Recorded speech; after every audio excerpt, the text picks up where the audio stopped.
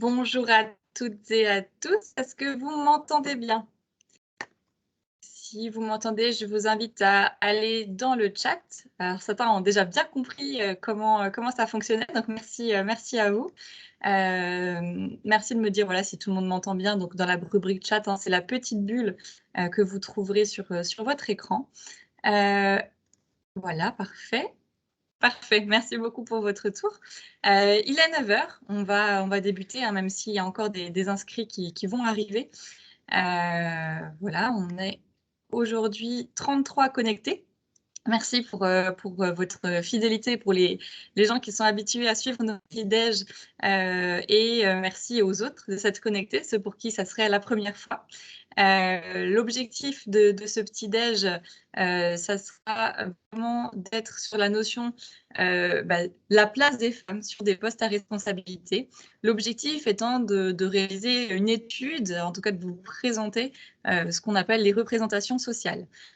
Donc pour ça, on va durant 1 heure pouvoir échanger avec vous sur ce sujet-là. Et pour les nouveaux qui nous rejoignent, je pense que c'est important de réexpliquer ce que sont les petits déj QVT.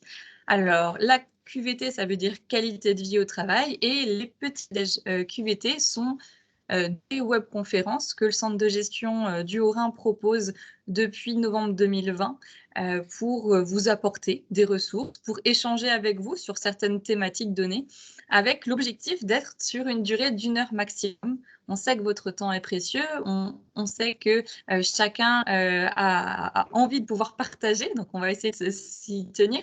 En général, on tient les délais. Et différentes règles, du coup, auront lieu durant ces petits déj qualité de vie au travail.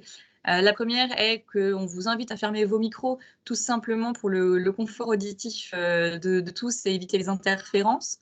La deuxième règle, c'est de poser justement vos questions via l'onglet discussion qu'on va aller consulter régulièrement, puisque ce petit-déj sera un petit-déj participatif. Donc, on va avoir besoin de vos idées, de vos retours, puisque là, c'est vraiment l'objectif de vous donner la parole sur cette thématique, sur la place des femmes dans le monde du travail. On va essayer de répondre aux questions en fin de présentation s'il y a des questions. Et bien sûr, on est dans un cadre qui se veut bienveillant. Qui viennent d'arriver en même temps. C'est bon, ça a été fait, parfait. Je vais pas. Ok.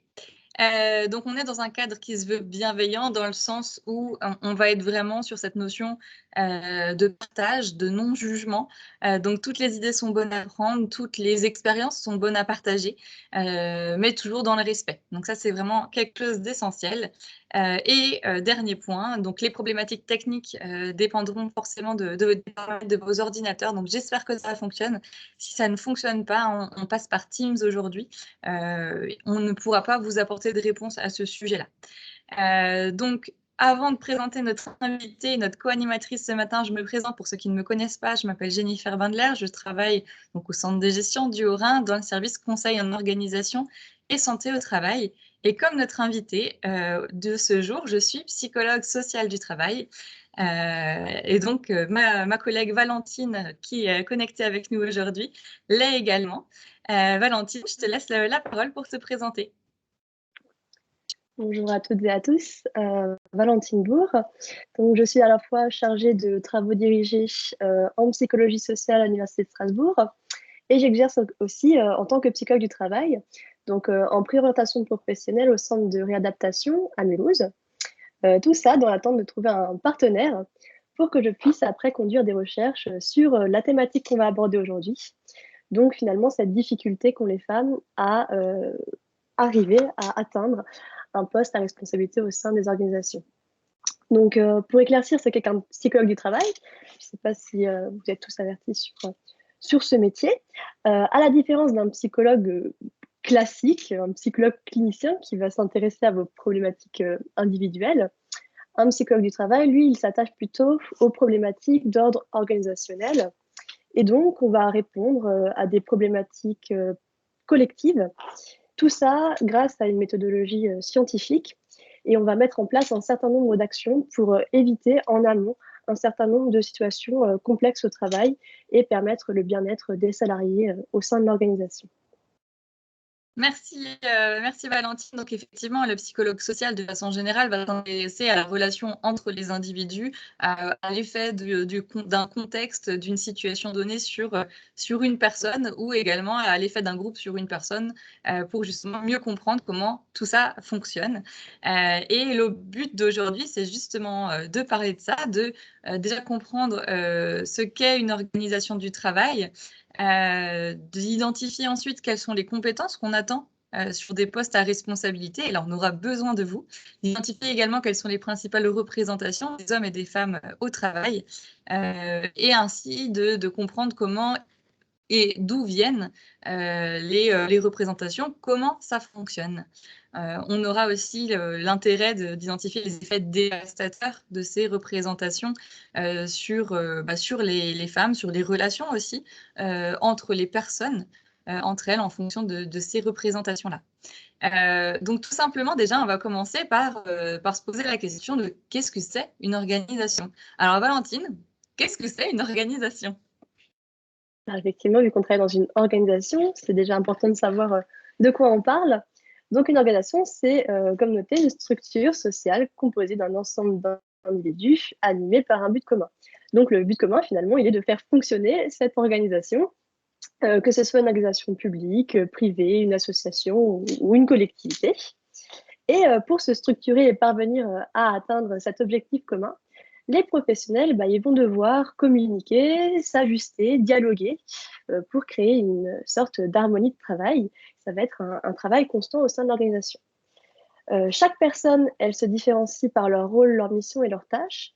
Et donc, il faut savoir que chaque professionnel, il n'est pas interchangeable au sein de l'organisation. Il va toujours falloir s'adapter lorsqu'il va y avoir des départs ou des arrivées de professionnels au sein de l'organisation.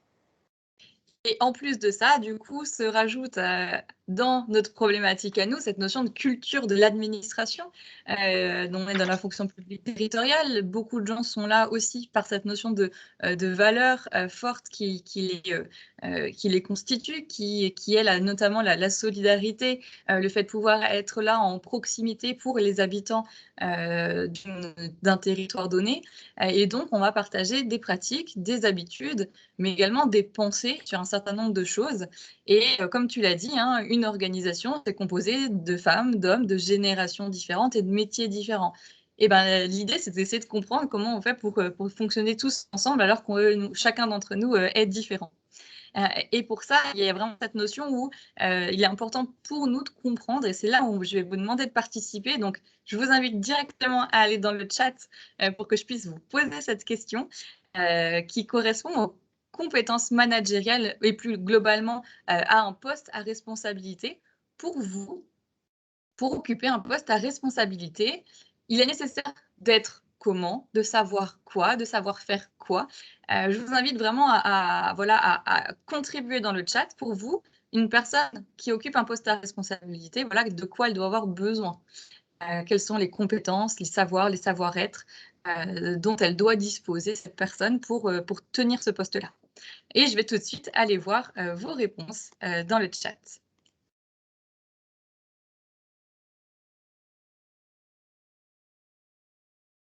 De savoir écouter, ok. Être à l'écoute. On a des gens qui ont déjà suivi nos petits déj, je vois, précédents sur la bienveillance. D'avoir une vision d'ensemble, d'être disponible, ok. C'est assez intéressant. De la congruence, ok. Autonome, polyvalente, bienveillante. Une posture de leader. Affirmer un intérêt commun. Faire preuve d'empathie, savoir trancher, ok. Faire preuve d'exemplarité.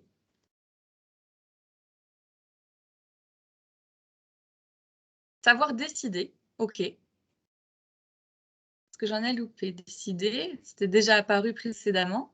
Savoir communiquer, savoir accompagner ses équipes, d'être disponible, on l'a déjà dit, de savoir communiquer, empathie, exemplarité, savoir donner du sens, tirer vers le haut, fédérer, motiver, favoriser le développement des compétences de chacun, savoir écouter, savoir trancher, savoir prendre une décision, savoir se relier avec l'extérieur, savoir valoriser les talents, être accessible, être juste, savoir se remettre en question, être juste, coordonner les équipes, être capable de se remettre en question, avoir une capacité d'autonomie, être équitable. Équitable, oui, équitable, ça revient. Alors, la différence entre équité et égalité, est-ce que tout le monde la connaît?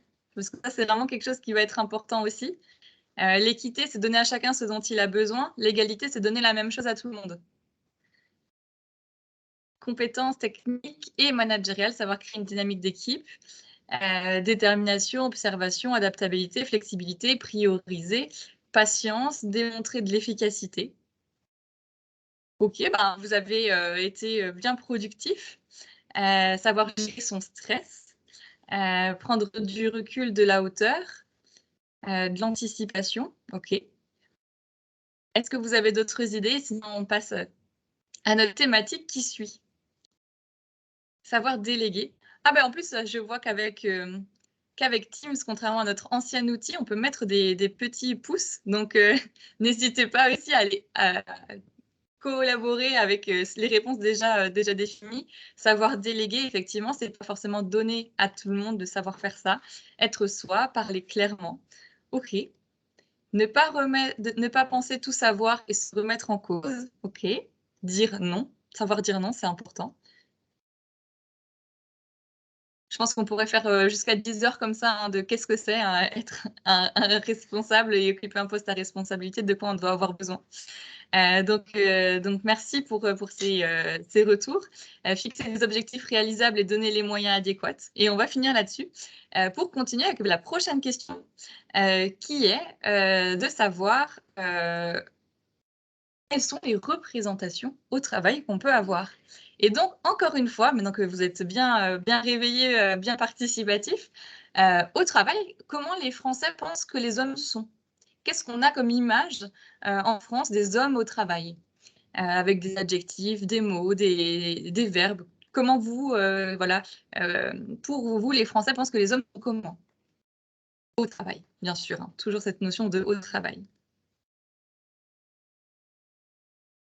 En France, on imagine qu'un homme au travail est fort, ambitieux, dynamique, investi, des leaders nés, ok, des experts, en recherche de place,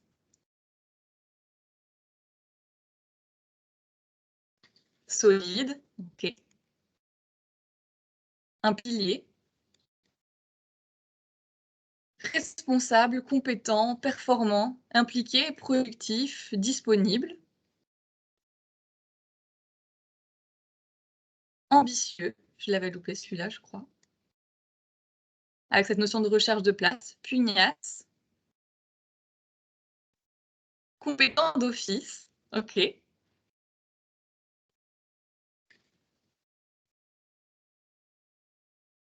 Est-ce que vous avez d'autres idées?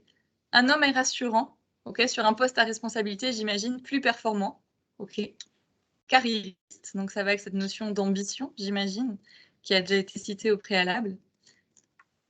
Plus disponible, forcément, il n'a pas d'enfant, donc c'est toujours l'idée hein, qui est mise en avant dans les différentes pubs. Ok, donc dynamique, investi, ambitieux, autoritaire, je l'avais loupé celui-là. Expert, solide, performant, rassurant, carriériste, sérieux, ouvert à la présence des femmes dans ses équipes. Merci Alain pour cette contribution. Ils sont vus comme les références dans l'organisation, les références organisationnelles. Ils sont vus comme directs, comme sérieux. Et du coup, vous l'aurez compris, hein, si je vous demande quelles sont en France, en tout cas, les idées reçues, qu'est-ce qu'on pense d'un homme au travail, bah, vous imaginez bien que maintenant, je vais vous demander, en France, qu'est-ce qu'on pense des femmes au travail? Quand on pense aux femmes au travail, quels sont les... Voilà, en France, qu'est-ce qu'on pense des femmes? Quels sont les mots qui nous viennent quand on pense à une femme au travail?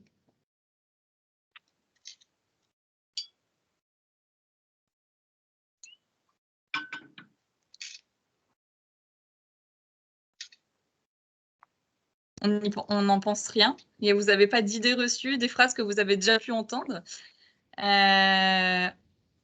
Ok. carriériste, alors, Claudie, je vous invite à préciser juste carriériste autoritaire, c'était pour les femmes ou pour les hommes? Comme ça, on pourra justement bien faire la séparation. Donc, on pense des femmes qu'elles sont empathiques, compétentes, sérieuses, force de proposition. Donc, c'est intéressant aussi de voir qui apporte quoi. Les femmes entre elles, ça fait des histoires. D'accord, ça c'est une phrase qu'on a pu entendre. Elles sont moins disponibles et moins performantes. Une femme qui souhaite évoluer est carriériste, mais dans le sens pas, enfin voilà, connoté négativement. Quand on dit une femme carriériste, c'est pas forcément bien vu, si je comprends bien dans ce commentaire.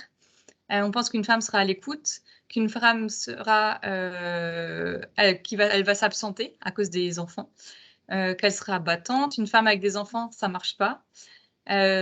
Souvent, les femmes varient. Je pense que c'est dans le sens, elles cherchent un rôle plutôt qu'une place, d'accord, ok. Elles papotent. Elles sont plus légères, elles privilégient leur famille plutôt que leur travail, elles sont plus à l'écoute, elles sont moins compétentes, on les écoute moins, d'accord. Et merci Amélie pour ce partage de on les écoute moins, parce que ça fera le lien avec notre diapo d'après. Elles sont dynamiques, elles auront moins d'ambition. Alors attendez, j'étais partie de la feuille, hop, je m'y remets. Elles sont gentilles, jolies ou hystériques. Ok, c'est des mots qu'on a pu entendre dans les collectivités, j'imagine. Elles sont sérieuses, elles sont capables de faire plusieurs choses en même temps, alors que ce n'est pas vrai. Personne n'est en capacité de faire plusieurs choses en même temps, mais ça, c'est un autre sujet. Et si ça vous intéresse de faire une conférence sur les neurosciences, on la fera avec plaisir. Elles sont forcément la secrétaire de quelqu'un. Elles sont timides, elles ont le sens du travail bien fait. Elles sont multitâches, émotionnelles, pas forcément pragmatiques, avec trop d'écoute. Elles sont dans la réflexion. Une équipe uniquement féminine peut être difficile à gérer vu que les choses sont moins directes dans leur façon de communiquer. Ok. Elles s'auto-censurent. À l'inverse, lorsqu'elles cherchent une place, elles sont trop pointilleuses, trop rigides, elles sont mieux organisées, trop émotives, elles changent d'idée, elles sont dans l'affect, elles ont plus le syndrome de l'imposteur. Donc effectivement, ça c'est des idées, hein. Je vous le rappelle, c'est pas ce que les personnes pensent forcément, hein. Ce qu'on cherche à savoir, c'est les représentations que les Français ont des femmes au travail. Elles sont moins sûres d'elles, elles doivent se justifier quand elles donnent des informations. Et Valentine, je ne sais pas si ça nous suffit pour continuer notre petit dash. Je pense qu'il y a de la matière. Oui, effectivement, très productif aujourd'hui. Donc, cette notion, on va penser qu'elles sont plus manipulatrices, moins bien payées. Alors ça, c'est pas juste une représentation sociale, hein, c'est un fait. Ça a été démontré. Alors, peut-être que dans le public, dans la fonction publique territoriale, on arrive un peu à réduire les écarts, mais ça, voilà, c'est des idées qui sont importantes à prendre en compte.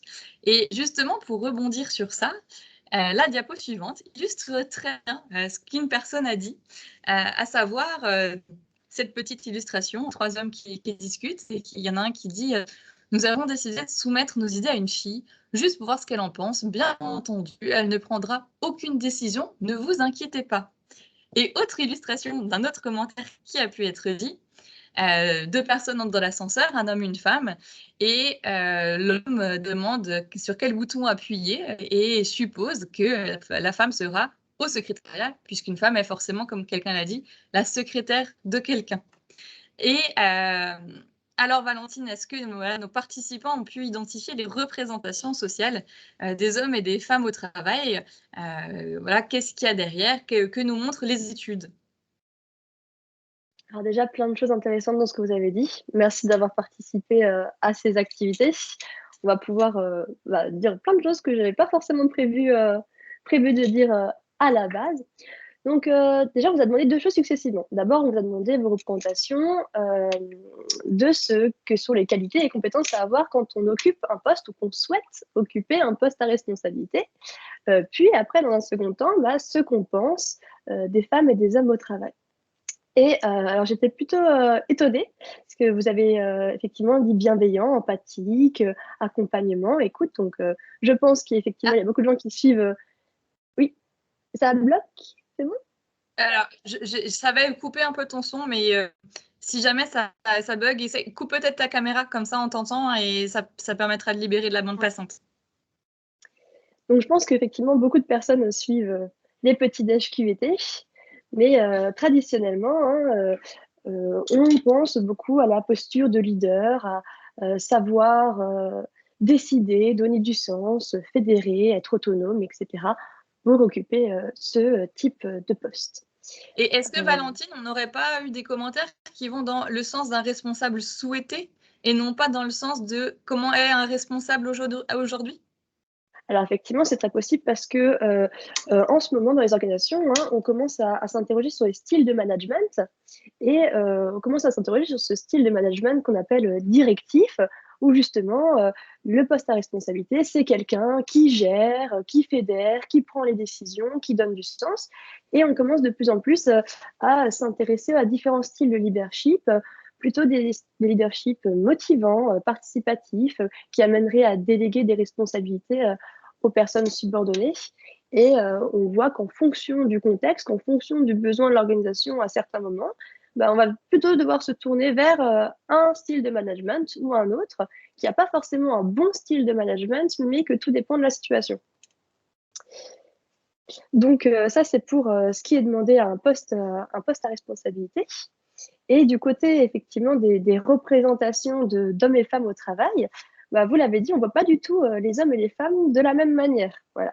Vous avez dit, pour homme, fort, ambitieux, sérieux, dynamique, expert, il est vu comme plus disponible, plus compétent, plus productif. Et au contraire, une femme. Alors, à chaque fois, ce qui était intéressant chez vous, dans vos commentaires, c'est que pour la femme, vous mettiez tout le temps ce moins disponible, moins performante, moins compétente. Donc, toujours cette comparaison, finalement, par rapport à l'homme, qui est vu comme un petit peu la base. Voilà, l'homme, il est comme ça, il est ambitieux. Par contre, la femme, elle est moins ambitieuse. Donc, on a tous ces idées de ce qu'est en général une femme, de ce qu'est en général un homme. Donc, vous les trouvez sur la diapositive, là, un homme stable émotionnellement, donc gérer son stress, dynamique, parfois même agressif, un petit peu dominant, mais toujours sûr de lui. Alors qu'au contraire, les femmes, on les percevra plutôt comme altruistes, elles aident les autres au travail, elles sont plus empathiques, elles prennent du temps pour écouter leurs collègues, elles respectent les règles, elles sont plus minutieuses, même des fois justement on peut les voir comme plus compétentes puisqu'elles s'intéressent aux détails, voilà, elles sont perfectionnistes. Et donc, ces idées, hein, ces fameux stéréotypes de genre, ces croyances qu'on partage sur ce que sont les femmes, ce que sont les hommes, mais aussi ce qui devrait ou ne devrait pas être. Et je ne sais pas si vous l'aurez remarqué, mais dans nos réponses, lorsqu'on pense aux qualités nécessaires pour occuper un poste à responsabilité, on cherche quand même souvent des critères de compétence. Voilà, une personne capable de prendre des décisions, affirmée, qui met en place des actions. Et toutes ces caractéristiques, vous le voyez, c'est plutôt celles qui sont liées aux hommes plutôt qu'aux femmes. Et les qualités perçues chez les femmes, elles relèvent davantage du domaine relationnel. Voilà, elles sont empathiques, sincères, et c'est des qualités qui sont notables, mais qui ne sont pas celles auxquelles on pense en premier lieu quand on s'imagine des postes à responsabilité occupés actuellement. Et c'est plutôt des qualités qu'on voit dans des rôles de support. C'est pour ça que dans tout ce qui est métier du lien, métier du soin, on va voir sur les postes, alors si on prend l'hospitalier, hein, on va parler des aides soignantes. Mais par contre, quand on pensera aux médecins, du coup, le côté prise de décision, stabilité émotionnelle, on aura tout de suite l'image d'un homme dans notre tête. Alors effectivement, en fonction du métier qu'on va citer, on dit un médecin, on va plutôt voir un homme qu'une femme, voilà, dans nos têtes. Une sage-femme, on ne va pas voir un sage-homme, etc.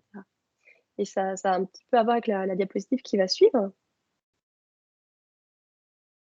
Alors, je ne sais pas si ça bug chez moi. Ah, ouais. Donc, de façon générale, le monde du travail, il est soumis justement à cette division sexuée. Hein. Il y a des métiers qui sont perçus typiquement féminins et des métiers qui sont perçus comme typiquement masculins. Et donc, on assiste à cette séparation entre les femmes et les hommes, à la fois en fonction du secteur. Donc, Jennifer, tu l'as dit, hein, dans le secteur médical, le secteur de l'aide à la personne, on va plus retrouver des femmes. Et dans des secteurs industriels, on va plus retrouver les hommes. Mais aussi en fonction du métier. Et que cette répartition inégale entre les genres, elle n'est pas due au hasard, mais elle est justement due aux stéréotypes de genre qu'on a vu avant. Donc, on va plutôt voir des hommes dans des positions de pouvoir, des positions de postes à responsabilité ou encore des postes physiques, et les femmes plutôt dans le domaine du social ou encore de l'exécution pure, dans tout ce qui est secrétariat. Ce qui est dommage dans ces stéréotypes de genre, c'est que les femmes elles-mêmes, elles ne se verront pas toujours légitimes pour prétendre à des postes à responsabilité, puisqu'elles ont l'impression qu'elles ne sont pas souhaitées dans ce type de poste.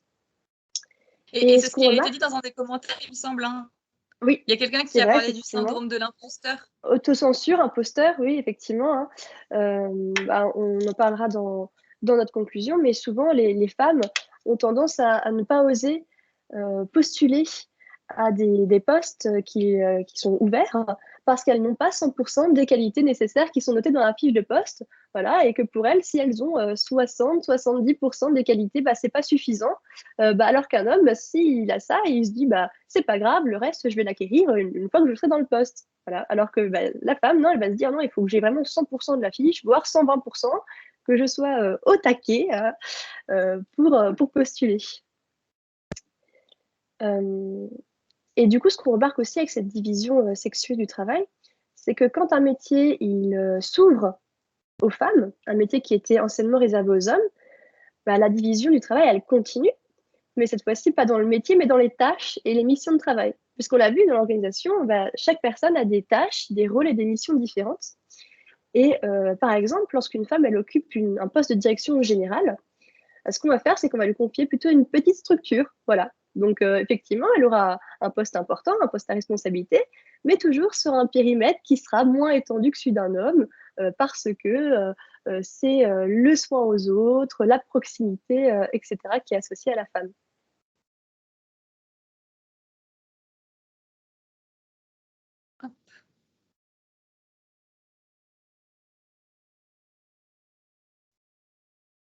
Valentine, est-ce que tu es encore là? Ton micro ne marche plus, peut-être?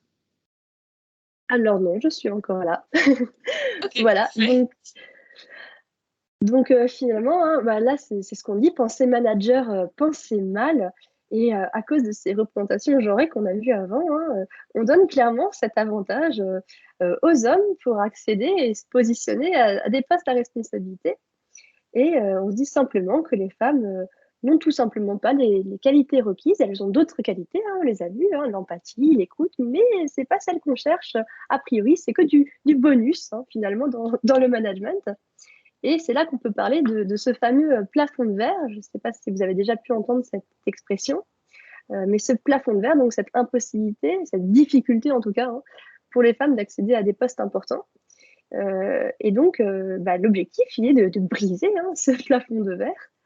Et le problème, c'est quand elles y arrivent, quand les femmes font en sorte de tenter de le briser, c'est pas toujours bien vu. Et donc, je laisse Jennifer prendre la parole pour les difficultés qu'ont les femmes lorsqu'elles se retrouvent finalement à ces postes. Et ça, c'est une vraie problématique, hein, qu'on a pu voir et qui a été vue dans différentes études. Est-ce que vous, dans votre expérience, vous avez déjà vu des femmes qui ont tenté de compenser ces idées reçues, hein, rappelez-vous, on a dit elles sont moins comme ci, elles sont moins comme ça. Est-ce que vous avez déjà vu des femmes qui vont compenser dans les comportements? Par exemple, on disait qu'un homme devait être cadrant, du coup, elle risque d'être dans l'autorité encore plus pour aller plus loin, pour être respectées. Elles vont prendre les traits masculins, les traits attribués normalement aux hommes, et les accentuer avec cette notion de il faut que je pense masculin, il faut que je me montre comme étant au même niveau, avec le risque derrière de se comporter avec des conséquences néfastes. N'hésitez pas à nous en parler dans le chat. Oui, donc déjà vu. Et ça se traduisait par quoi? Par des comportements, le côté un peu plus autoritaire, le côté un peu plus marquant. Ça peut être par exemple quelqu'un qui va être dans le surcontrôle, puisque le contrôle, c'est quelque chose qui est attribué généralement aux hommes. Et du coup, la femme, pour pouvoir montrer qu'elle aussi, elle sait faire, elle va aller plus loin.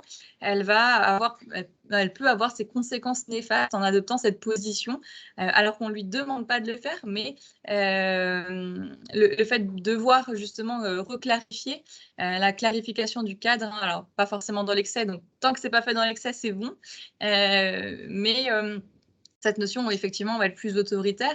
Et je vous invite vraiment à lire le livre « Ils ne mourraient pas tous, mais tous en étaient frappés » de Marie Peset, hein, qui est experte au tribunal judiciaire sur toutes les problématiques de harcèlement, où elle décrit parfaitement un de ces cas où une femme, pour se faire respecter de ses pairs hommes sur des postes similaires, a commencé à effectivement montrer une certaine froideur, puisque être dans les émotions, être accessible, être à l'écoute, il y avait justement ce côté où on était femme. Et donc, un homme n'est pas censé être comme ça, donc la femme allait devenir froide, froide dans ses relations. Le côté autoritarisme, le côté un peu plus cassant, en faisant effectivement des remarques ou en ayant voilà, des feedbacks uniquement négatifs. Le côté effectivement condescendance, comme certains l'ont dit. Mais encore aujourd'hui, voilà, pour être pris au sérieux, il faut être plus homme que les hommes. Et c'est bien ça la problématique, c'est qu'on a le sentiment qu'on n'a pas le choix, qu'on doit le faire, parce que c'est la seule façon dont on sera pris au sérieux. Et dans cette étude de cas de Marie Peset, en fait, on voyait les conséquences de ce management avec les conséquences néfastes sur les équipes où des personnes ont eu des difficultés liées à la santé au travail, ont été finalement, et elles ont eu de gain de cause, hein, harcelées moralement, ça a été reconnu comme ça, puisque le fait de surjouer ces traits, c'est vraiment des comportements qui sont reconnus comme étant du harcèlement, d'être dans le surcontrôle, d'être dans de l'agressivité, d'être dans des remarques tout le temps devant le collectif, que c'est jamais bien, que c'est jamais assez.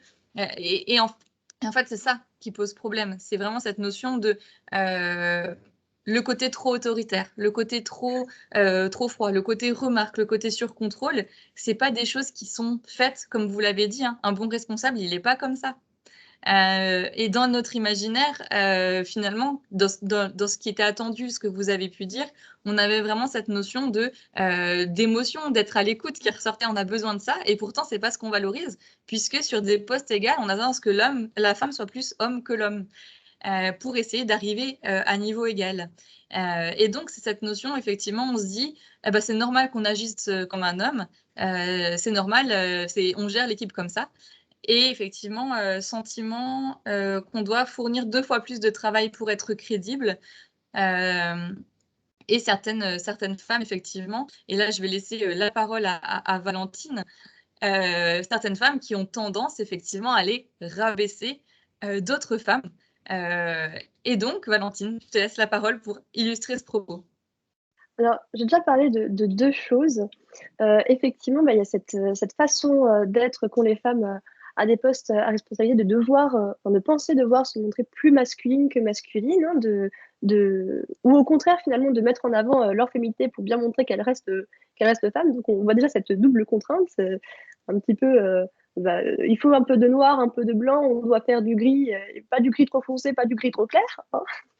Et de l'autre côté, on a aussi cette tendance en fait à percevoir trop excessivement une femme qui veut se montrer compétente. Donc finalement, une femme qui se montrerait aussi compétente qu'un homme, qui aurait les mêmes comportements, naturellement, vu que c'est pas ce à quoi on s'attend pour une femme, on va percevoir son comportement comme excessif, alors que finalement, si c'était un homme qui avait ce même comportement, ça serait normal, ça passerait mieux, ça ferait partie de son besoin de diriger l'équipe et personne n'y trouverait rien à redire. Voilà. Donc, toujours faire attention à la fois en tant que responsable femme de ne pas mettre trop en avant des qualités vues comme masculines juste pour se montrer compétente, mais aussi en tant que personne finalement subordonnée, faire aussi attention à notre jugement de ces femmes responsables et ne pas finalement tout de suite percevoir ça comme de l'agressivité, de la dominance. Même si, donc on va le voir, hein, avec l'effet de reine des abeilles, c'est ce qui peut arriver, malheureusement, hein. Quand une femme elle occupe une position de direction, contrairement à ce qu'on pourrait croire, c'est pas forcément un impact positif sur la carrière des femmes subordonnées. On a un très bon exemple avec le film Le Diable s'habille en Prada. Je ne sais pas si vous l'avez vu, mais Donc, c'est une directrice d'agence de mode, voilà, qui a réussi, qui a fait carrière et qui maltraite sa pauvre, je ne sais pas si c'est une secrétaire, je ne sais plus, sa pauvre Je crois que employée, c'est son assistante. son Ouais. assistante, voilà, qui la maltraite et qui dit qu'elle n'arrivera jamais, jamais à rien. Assistante, voilà, merci. Donc finalement, c'est les expériences sur le lieu de travail qui conduisent certaines femmes à renforcer les inégalités entre femmes et hommes, plus que le ferait un homme. Et on appelle ça l'effet reine des abeilles, parce que cette métaphore, elle s'inspire finalement de l'insecte qui va chasser les cocons, hein, pour tuer les autres nymphes qui pourraient être concurrentes, hein, et s'assurer de rester à sa place, à la place du privilège. Mais quand on parle de cet effet, il est important, hein, de noter que c'est pas que les femmes seraient plus perverses en soi, c'est pas dans leur nature, dans leur gène de se montrer méchantes et perverses, hein. C'est bien l'environnement qui les a amenées à devenir comme ça et à avoir ce type de réaction. Comment ça peut se voir, la reine des abeilles? C'est des femmes qui vont se considérer comme différentes, qui vont se considérer comme plus impliquées, et qui auront tendance à se montrer justement, comme vous l'avez dit, plus masculines que les autres femmes. Et ces femmes auront tendance à adhérer davantage aux stéréotypes de genre et parfois à avoir des blagues sexistes et à dénigrer les autres femmes. Elles auront aussi tendance à se sentir plus investies que leurs jeunes collègues. Voilà, donc de mon temps, il va aller faire des efforts. Maintenant, les jeunes femmes n'ont plus besoin, il n'y a plus de différence homme-femme, il n'y a plus d'inégalité. Voilà. Et c'est pour ça que avoir des femmes impliquées dans des comités de sélection, ça n'augmente pas forcément les chances de candidature féminine. Après, ce qu'il faut savoir, c'est que ce comportement, si les femmes agissent ainsi à des postes de responsabilité, c'est pour une raison, hein, c'est pas pour rien, c'est pour mieux s'intégrer finalement dans des milieux professionnels qui sont masculins, où elles-mêmes, justement, elles font face à une certaine hostilité par leur statut, par leur responsabilité. Voilà, elles sont mal perçues par leurs collègues et leurs subordonnés. C'est aussi parce qu'elles ont elles-mêmes vécu de plein fouet la discrimination des femmes. Elles connaissent finalement très bien les obstacles dans leur carrière professionnelle et les choix qu'elles ont dû faire pour avancer. Les choix qu'on disait entre famille et carrière, elles ont dû les faire elles-mêmes. Elles savent à quoi il faut s'attendre. Et du coup, c'est un petit peu une manière aussi, hein, de dire attention, ma fille, ça va aussi être compliqué pour toi, donc je vais te montrer que le milieu du travail, c'est pas si facile et que pour y arriver, il faut montrer les dents. Donc c'est un comportement qui est finalement assez problématique. Et pour éviter cela, on a des moyens, hein. Tout simplement, encourager la diversité. Voilà. Si forcément plus de femmes occupent des postes à responsabilité, elles vont moins se sentir en danger d'occuper ces postes et se sentiront plus légitimes à se comporter comme elles veulent, finalement, et pas se comporter comme devrait le faire un homme. Donc, en retirant ce poids des femmes, retirant la menace qui pèse sur elles, tout simplement en ayant confiance en une femme leader, autant qu'on en aurait envers un homme leader, hein, ce comportement, il pourrait disparaître au profit de comportements qui seraient bénéfiques à l'organisation et à une réelle égalité homme-femme au travail. Alors, je regarde juste si on a des remarques.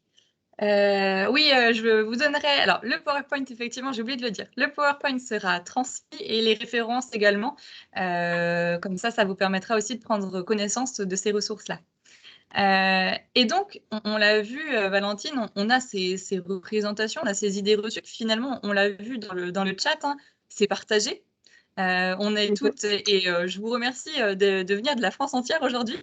Je suis ravie de voir des collègues d'autres départements qui sont avec nous. Et on voit que malgré la distance, malgré les expériences, malgré les âges différents, on a des représentations qui sont assez similaires. Du coup, ça vient d'où cette représentation, Valentine? Est-ce qu'on y est tous soumis? Est-ce qu'on a tous des idées reçues, des représentations sociales au travail et dans la vie de tous les jours? Malheureusement, vous l'avez vu, c'était facile de répondre aux questions au départ dans cette pause café. Vous avez tous connu, tout le monde connaît les représentations des femmes au travail, tout le monde connaît les représentations des hommes au travail. Et ça vient effectivement d'un processus dans lequel on vit tous, hein, puisqu'on se définit tous comme faisant partie de divers groupes sociaux Et c'est parce qu'on se catégorise comme homme, comme femme, comme petit, comme grand, comme vieux, comme jeune, etc., bah, que l'on est ce que l'on est. Finalement, c'est notre identité sociale, c'est notre perception propre. Et la problématique, c'est que depuis tout petit, on est habitué justement à faire cette catégorisation homme d'un côté, femme de l'autre. C'est quelque chose qui est très prégnant dans nos sociétés depuis toujours. On fait ça quand on voit quelqu'un, quand on perçoit une personne, on se dit bah, c'est une femme, c'est un homme. Et le problème, c'est pas simplement qu'on catégorise en tant qu'homme ou femme, ça, c'est pas si grave. Mais le problème, c'est que cette catégorisation, elle entraîne une hiérarchisation. Voilà. Dans nos sociétés, les hommes, c'est les groupes de haut statut, les femmes, c'est un groupe de bas statut. Et quand on demande aux personnes ce qu'elles recherchent comme qualité, eh ben, elles recherchent des qualités de groupe de haut statut, des qualités de dominance, être sûr de soi, être capable, et pas des qualités justement féminines ou de groupe de bas statut, d'être empathique et à l'écoute. Et le problème, c'est que en voulant chacun préserver une identité sociale positive, en voulant se montrer comme quelqu'un avec des qualités, voilà, les femmes, elles vont avoir tendance à mettre en avant leurs qualités. Voilà. Oui, on n'est pas vu comme compétente, mais justement, on est très empathique, très dans le soin aux autres, etc.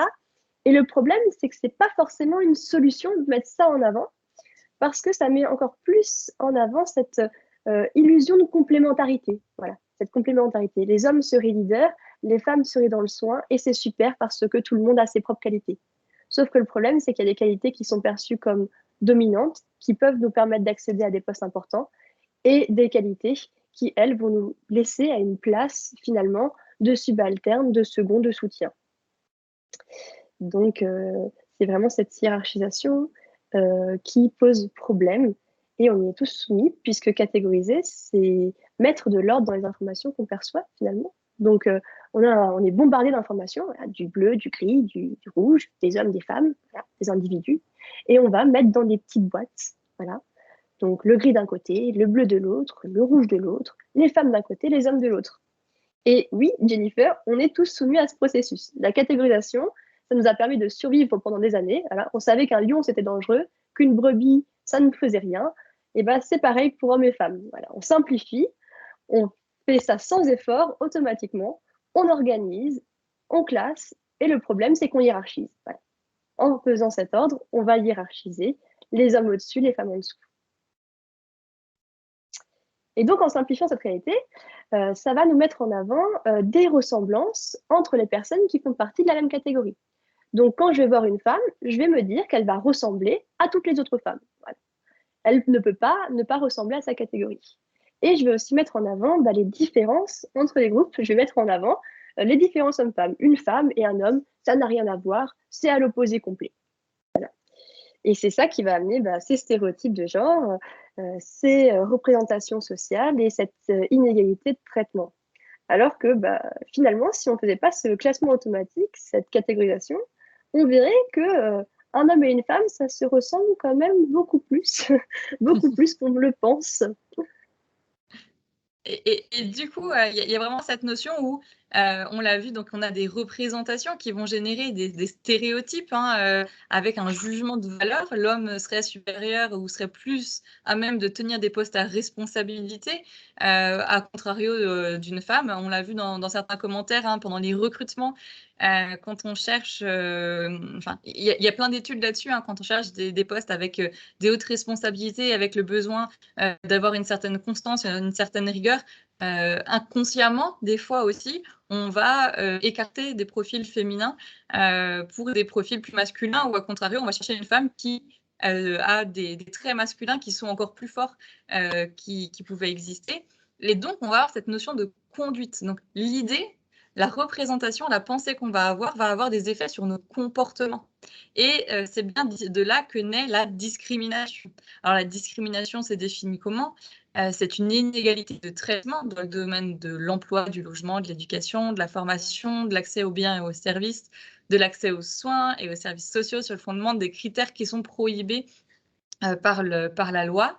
Il y a différents critères de discrimination, notamment effectivement, hein, ici, aujourd'hui, on se spécifie sur la notion de sexe, hein, homme-femme, mais il y en a plein d'autres. Et tout cela sont interdits. Donc, on n'a pas le droit de faire de différence de traitement sur des personnes en fonction de ces critères-là. Et vous le voyez, on le fait inconsciemment. On le fait pas volontairement, c'est parce qu'on a des idées reçues sur une femme devrait être comme ça, un homme devrait être comme ça, les femmes sont toutes les mêmes de toute façon. On va avoir du coup une discrimination. Et on a pu le voir dans certains recrutements. Quand une femme ne tenait pas bien son rôle en tant que personne, imaginons voilà, un poste de responsable des services techniques. Quand on parle responsable des services techniques, dans votre tête, qu'est-ce qui s'affiche? Un homme, parce que c'est le service technique et en plus, c'est responsable. Donc, quand on a une femme sur ce poste-là et que malheureusement, elle n'a pas les compétences pour le tenir, le recrutement d'après, on va automatiquement prendre un homme en disant « mais c'était une femme, c'est sûr qu'elle n'allait pas y arriver ». Alors que ce n'est pas la problématique de la femme, c'est la personne n'avait pas les compétences pour tenir le poste. Mais là, on ne va plus voir la personne, on va la voir comme appartenant au groupe qui était inférieur, qui avait un statut social inférieur sur ce type de poste-là.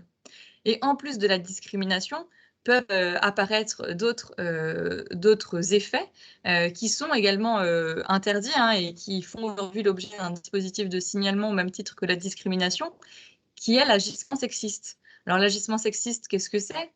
Ça va être tout agissement qui est lié au sexe d'une personne, qui va avoir pour objet ou pour effet, donc même quand ce n'est pas volontaire, sans faire exprès en gros, de porter atteinte à sa dignité ou de créer un environnement intimidant, hostile, dégradant, humiliant ou offensant. Par exemple, une obligation de se conformer aux stéréotypes de sexe.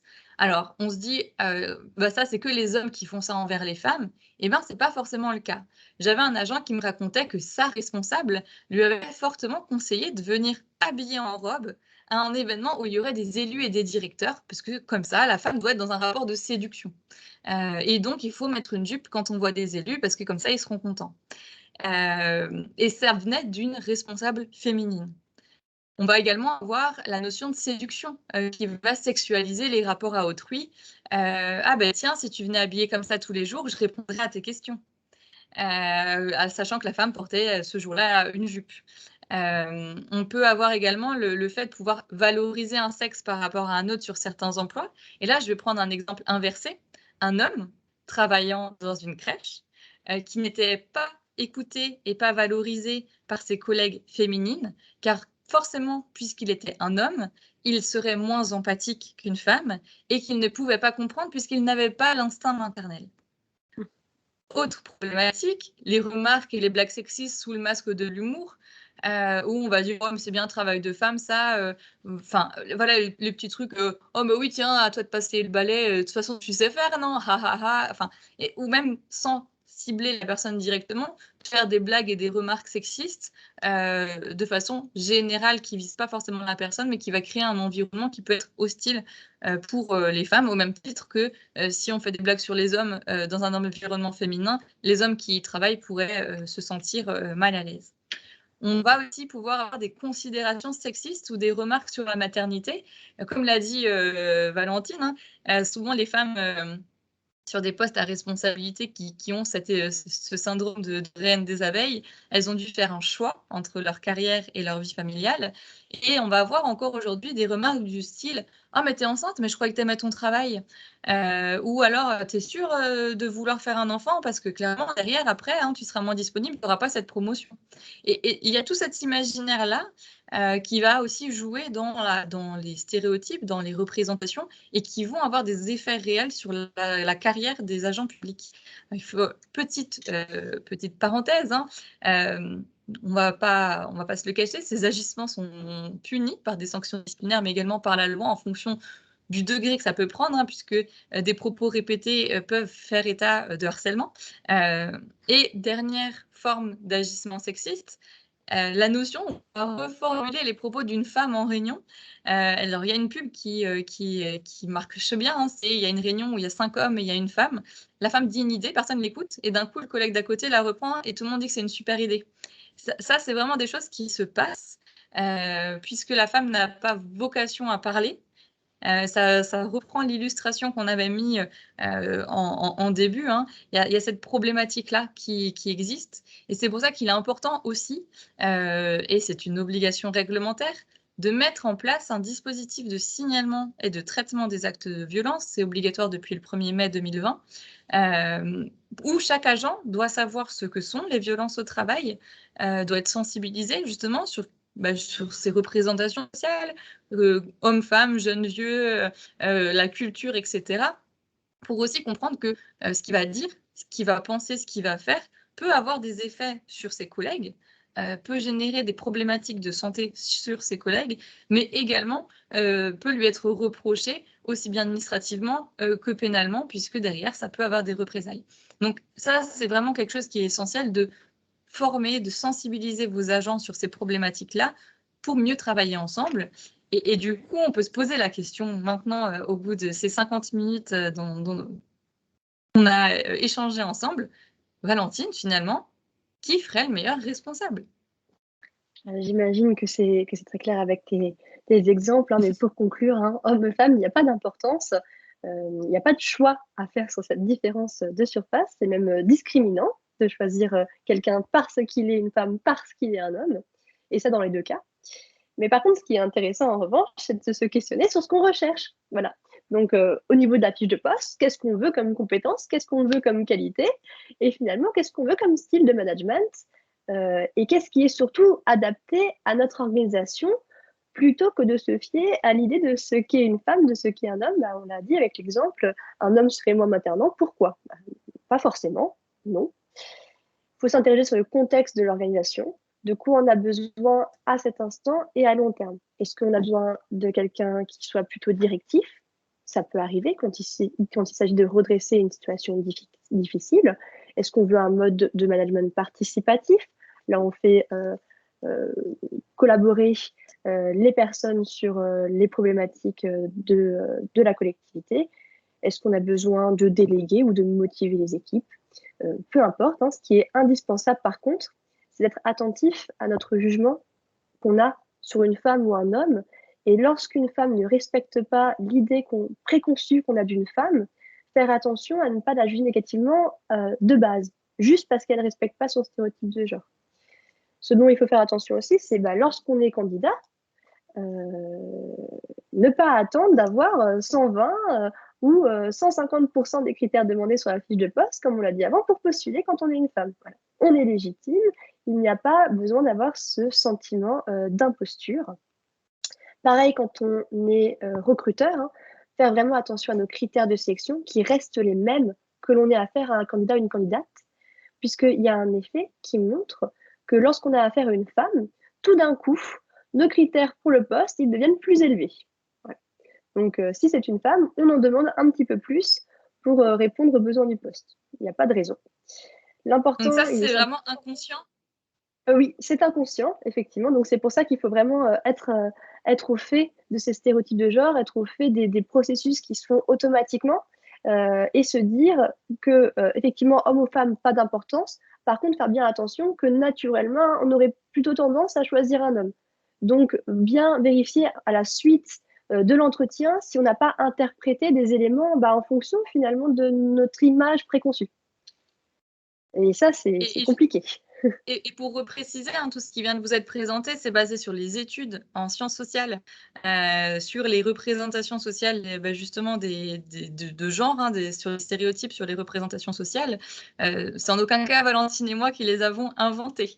Donc on a un certain nombre d'études justement qui parlent de ça, hein. C'est la discrimination sur le recrutement, ça existe depuis plusieurs dizaines d'années, voire encore plus, hein. Les méthodes de testing des CV envoyés également, voilà, on a tout de suite cet effet, hein, de l'homme blanc de 35 ans, 40 ans qui va être privilégié, ça va être le standard. Et donc derrière, en fonction de si vous êtes un homme, si vous êtes une femme, si vous êtes jeune, si vous êtes âgé, si vous habitez dans un quartier qui craint ou non, si vous avez un nom qui a une consonance plutôt maghrébine ou pas, si vous avez un handicap affiché ou non, tout ça, ça va aussi jouer sur le fait qu'on va même vous inviter à venir en entretien. Donc ça, c'est aussi quelque chose qu'il faut être attentif. Si ça vous intéresse, il y a plein d'études sur ces sujets-là. C'est assez, enfin, c'est alarmant de se dire, mais mince, c'est pas possible qu'on fait ça. Et il faut se le rappeler, ça peut être aussi inconscient pour essayer de trouver la personne qui corresponde à l'idée reçue qu'on peut avoir. D'où l'intérêt d'analyser dans les recrutements le besoin réel, de quelles compétences je vais avoir besoin, et de faire cette fiche de poste, la liste des tâches à réaliser pour que ça corresponde vraiment aux besoins. Et un bon chef, c'est pas un homme ou une femme, c'est quelqu'un qui saura s'adapter aux besoins de son équipe. Donc, en tant qu'encadrant, à vous aussi d'aller questionner vos équipes sur quels sont leurs besoins. Il y aura une personne qui aura besoin d'avoir plus d'autonomie et le collègue d'à côté aura besoin d'être plus guidé, drivé, comme on dit en anglais, hein, encadré, parce que c'est son besoin. Et c'est ça aussi qui fait un bon chef. Et il ne faut pas avoir cette notion de homme ou femme qui changerait quelque chose. Je vois qu'il y a des partages dans le chat. Qu'il peut y avoir des positions parfois très dures vis-à-vis des équipes, notamment les femmes managers vis-à-vis de la maternité. Hélène qui nous demande, est-ce que c'est conscient ou inconscient le phénomène reine des abeilles? Alors, ça peut être les deux. Tout simplement, comme on l'a vu dans les processus de recrutement, il y a des gens qui sont volontairement discriminants et une majorité qui ne l'est pas de manière volontaire, mais simplement un processus automatique. C'est pour ça qu'il faut faire attention au maximum, être averti de ces processus et essayer de trouver les actions pour les éviter. Et donc, il n'y a pas de réponse claire, conscience-inconscience. Il n'y a pas de réponse claire. Ok. Non. On s'appuie aussi sur des clichés. Effectivement, les clichés sont renforcés par la pub ou encore le mardi 8 mars, quand nous venons de passer, j'ai reçu à peu près 20 SMS de pubs de magasins qui voulaient me vendre un aspirateur, la dernière machine à laver, les soins pour le corps parce que j'en ai besoin, vu que je suis fatiguée, que j'ai une charge mentale forte parce que je suis une femme. Les roses qu'on donne à la caisse parce que oui, on va vous donner une rose, ça ira mieux. C'est pas ça qu'on attend et ces clichés ils sont renforcés au même titre que quand on vous dit tenez, prenez la conciergerie, l'homme il aura le temps d'aller faire du sport, la femme elle aura le temps d'aller passer du temps avec ses enfants. Effectivement, la pub va venir renforcer ces clichés qu'on peut avoir et qui vont jouer. Raphaël nous suggère une lecture, Le cerveau pense-t-il au masculin? Bonne lecture. Tu l'as lu? Oui, il est Validé par super. Valentine. On nous précise effectivement qu'on culpabilise beaucoup les mamans. Un enfant malade n'est pas un motif pour rester à la maison. Un vrai sujet relié avec celui-là de l'égalité homme-femme, effectivement, hein, là on y est clairement dans cette notion de choix. Garder les enfants, c'est encore moins accepté quand c'est un papa qui demande, effectivement, puisque dans l'imaginaire, dans ses idées reçues, l'homme n'a pas à faire ça. C'est le rôle de la femme. Et c'est pour ça que c'est mal accepté. Donc le fait de pouvoir agir et de proposer en tant qu'organisation, en tant que collectivité, des dispositifs pour que les pères puissent également prendre part à la parentalité, c'est cette notion d'agir sur l'égalité dont parlait Valentine. À vous aussi de développer ces choses-là pour pouvoir travailler là-dessus. À quand la reprogrammation des fausses croyances des femmes sur leurs valeurs? Alors, la reprogrammation, je ne suis pas sûre que ça fonctionne comme ça, hein. On a des choses qui sont ancrées en nous depuis toujours, qui sont partagées socialement, qui sont ancrées dans nos histoires collectives. Pour changer des représentations sociales, c'est assez compliqué. Valentine, peut-être que tu veux en parler? On peut quand même nuancer, être un minimum positif aussi. Effectivement, les stéréotypes, ça peut évoluer.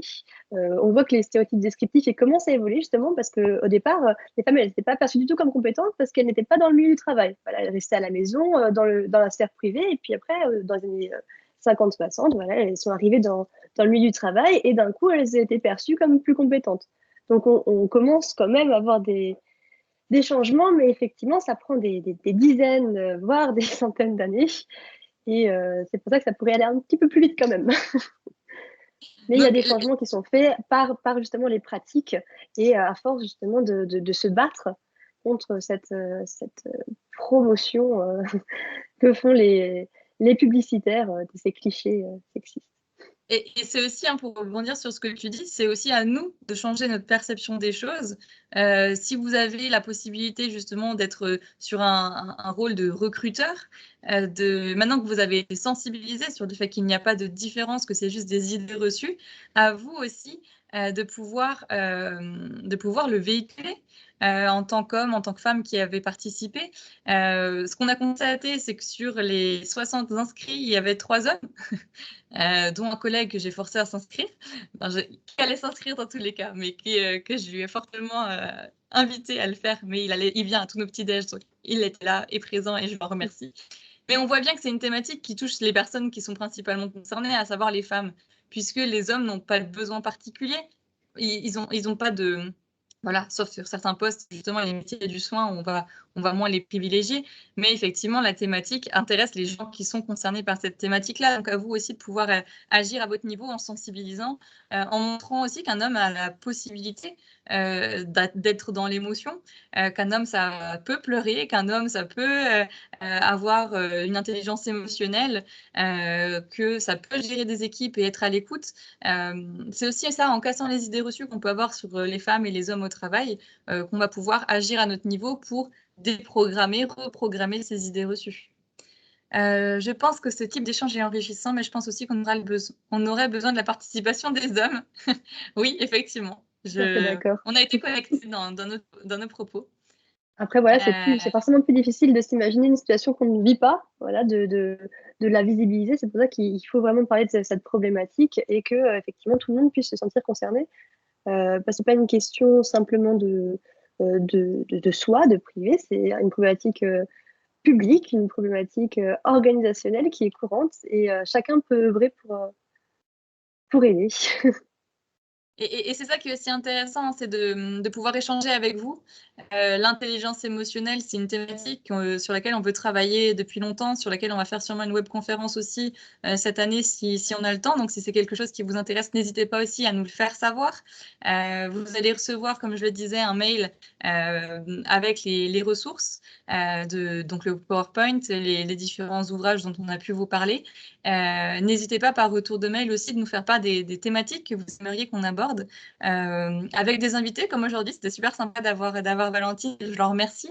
Dans les très grosses collectivités, c'est aussi important de pouvoir mettre cette thématique de l'égalité homme-femme en avant, et d'où l'intérêt de faire des recherches universitaires. Ça rend aussi le sujet plus crédible. Donc, si vous être dans une grosse collectivité et que vous avez l'intention de travailler sur ce sujet, n'hésitez pas aussi peut-être à reprendre contact avec Valentine pour qu'elle puisse éventuellement être dans une démarche gagnant-gagnant. Elle pourra faire une thèse et vous pourrez avoir des ressources pour essayer de sensibiliser au plus haut, et notamment au niveau des élus, puisque quelqu'un a fait le commentaire.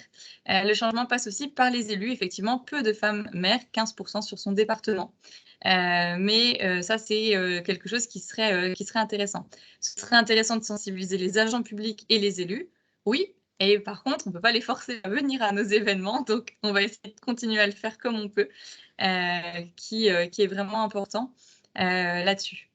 Un document très intéressant sur l'entretien d'embauche qui aborde le biais. Oui, c'est moi qui l'avais fait, justement, sur les biais de jugement. Le document, alors on l'a plus puisqu'on est en train de mettre à jour sur le recrutement. Je pourrais vous extraire toute la partie sur les biais de jugement pour pouvoir justement vous faire un document sur le recrutement dans son ensemble. Je fais ça dans la journée et je vous le mets en pièce jointe également.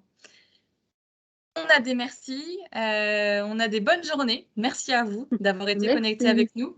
Merci à Valentine pour son apport. Et merci à tous pour votre participation, votre présence aujourd'hui. Et bonne fin de semaine à vous et à bientôt. Au revoir, bonne journée tout le monde. Au revoir. Tout et tout le monde.